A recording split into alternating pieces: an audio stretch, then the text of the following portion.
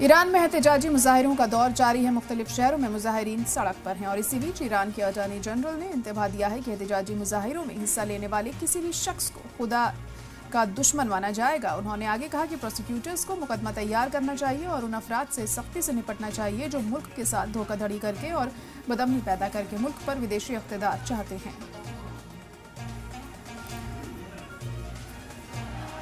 तो ईरान के मुख्तलिफ शहरों में एहतजाज का दौर लगातार जारी है और इसी को लेकर अब ये कहा जा रहा है कि जो भी इन एहतजाज में शामिल होगा वो खुदा के खिलाफ है, खुदा का दुश्मन उसे माना जाएगा। ईरान के अटॉर्नी जनरल ने इंतबाह दिया है कि एहतजाजी मुजाहिरों में हिस्सा लेने वाले किसी भी शख्स को खुदा का दुश्मन माना जाएगा। उन्होंने आगे कहा कि प्रोसिक्यूटर्स को मुकदमा तैयार करना चाहिए और उन अफराद से सख्ती से निपटना चाहिए जो मुल्क के साथ धोखाधड़ी करके और बदअमनी पैदा करके मुल्क पर विदेशी इक़्तिदार चाहते हैं।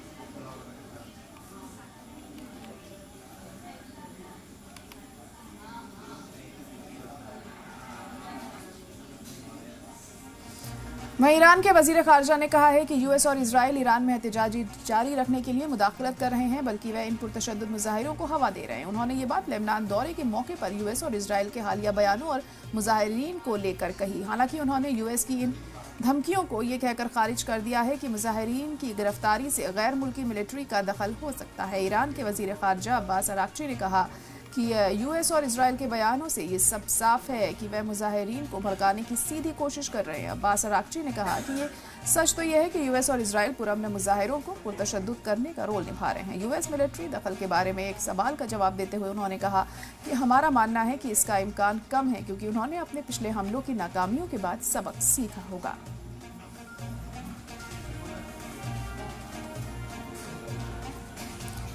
तो यूएस और इजराइल मुजाहिरे का पुरतशद्दुद विरोध कर रहे हैं। यहाँ पर आपको बता दें कि इजराइल के बयानों से ये सब साफ है कि वह मुजाहिरीन को भड़काने की सीधी कोशिश कर रहे हैं। अब्बास अराक्ची ने कहा है कि सच तो यह है कि यूएस और इजराइल पुरअमन मुजाहिरों को पुरतशद्दुद करने का रोल निभा रहे हैं। यूएस मिलिट्री दखल के बारे में एक सवाल का जवाब देते हुए उन्होंने कहा कि हमारा मानना है कि इसका इम्कान कम है, क्योंकि उन्होंने अपने पिछले हमलों की नाकामियों के बाद सबक सीखा होगा।